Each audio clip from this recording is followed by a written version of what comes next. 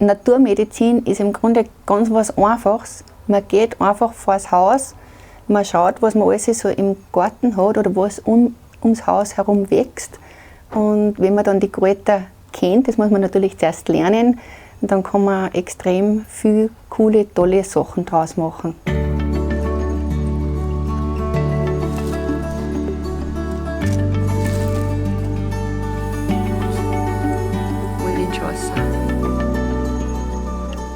Ich bin die Anita Wiedauer und wir sind da hier in Leogang am Herzoghof. Also ich habe einen Kräutergarten, der ist jetzt zwar gar nicht so groß, also ich habe nur ein paar Küchenkräuter, ein paar Kräuter, was mir wichtig sind, da angepflanzt, aber den Großteil von den Kräutern findet man wirklich in der Natur und das ist das Tolle, man muss keinen großen Kräutergarten haben. Das Geniale ist, man geht wirklich bei der Haustür raus und sucht dann die Kräuter vor der Haustür auf die Wiesen, da findet die Kräuter und das ist das Schöne. Wir gehen jetzt dann im Wald und dann suchen wir uns einen Baum, wo wir ein Pech finden. Das heißt, der Baum produziert das Pech, wenn er sich verletzt hat, zur Selbstheilung wieder. Und genau so können wir die Pechsalbe dann auch verwenden, wenn wir uns verletzt haben. Was ganz wichtig ist, man darf den Baum dabei nicht verletzen, sondern nur das, was er freiwillig hergibt, darf man runterschaben und dann setzen wir das in einen Ölauszug an.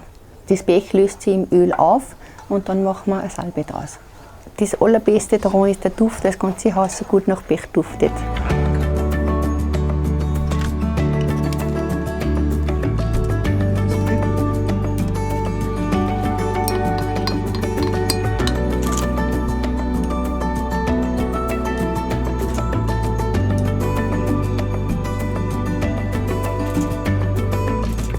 Wir haben ganz früher, weil ich noch ein Kind gewesen bin, haben wir daheim auch schon Naturmedizin gekriegt. Und bei uns in Leogang, während am Aasitz, haben wir so Kräuterwanderungen und Kräuterworkshops angeboten.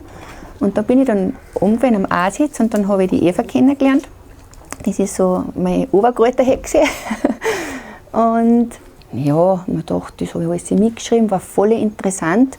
Und dann bin ich heimgekommen beim Mittagessen und dann sage ich zu meinem Mann, du weißt du, wo Spitzwegerich wächst oder ein Meeressüß.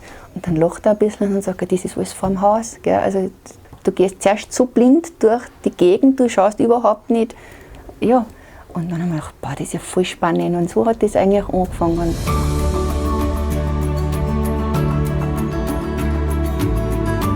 Beim Bauernantibiotika dann brauche ich auf alle Fälle die Kapuzinergräse, die gegen Garten und Sammetz. Bei der Kapuzinergräse, da kann ich die Blüten, die Blätter und die Stängel, da kann man alles verwenden. Und wenn man die Kapuzinergräse dann zerschneidet oder die Zellen zerbricht, dann kommen die Schafstoffe vor.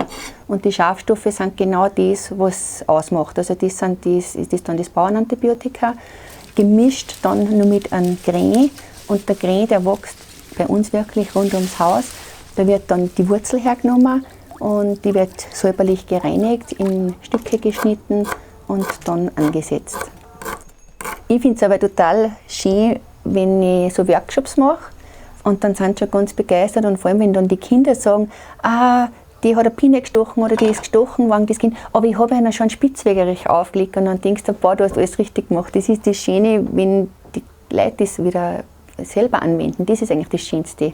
Und dann merken, das ist im Grunde einfach zu machen, man muss es halt einfach machen und es wirkt.